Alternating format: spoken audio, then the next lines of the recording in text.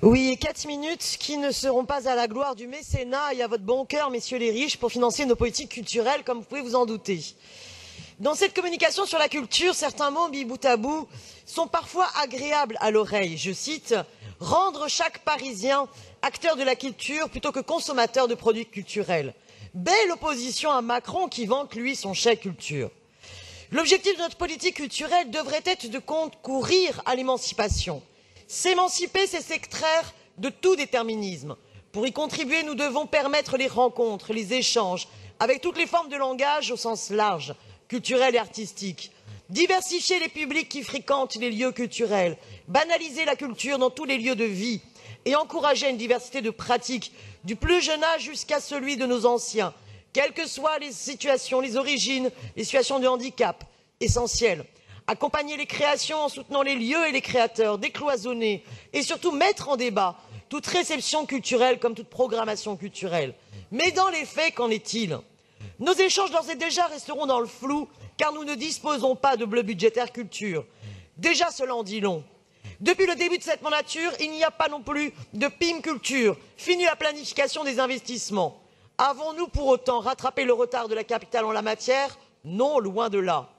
Les moyens alloués à la culture sont concentrés sur quelques gros établissements et les travaux du patrimoine, concentrés sur les églises, aux dépens des petites structures. Ainsi, en 2016, 3 établissements, le Théâtre de la Ville, le Théâtre de Châtelet, le 104, concentraient à eux seuls près de 15% des subventions d'équipements culturels pour un montant de 100 millions d'euros par an.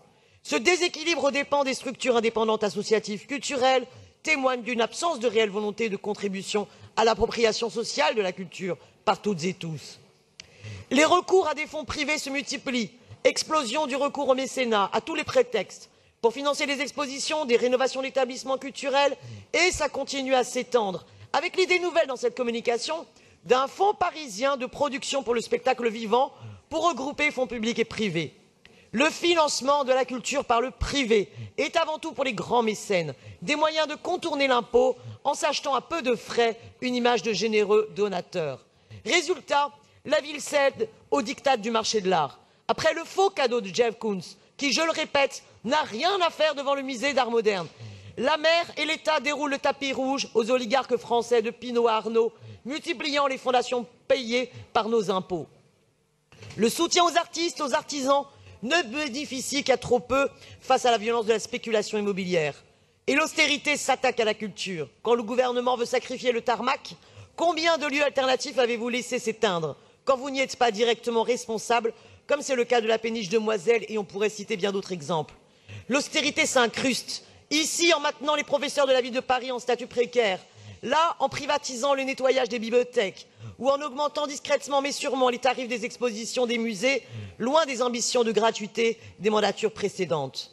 Le pire signe de votre mépris en faveur de la diversification des publics, c'est la fin du financement au dispositif Cascade, porté par l'association Sémaphore. Les personnes en situation de handicap, d'ailleurs, ne sont même pas citées dans cette communication. Fini les belles ambitions des mandatures précédentes en la matière.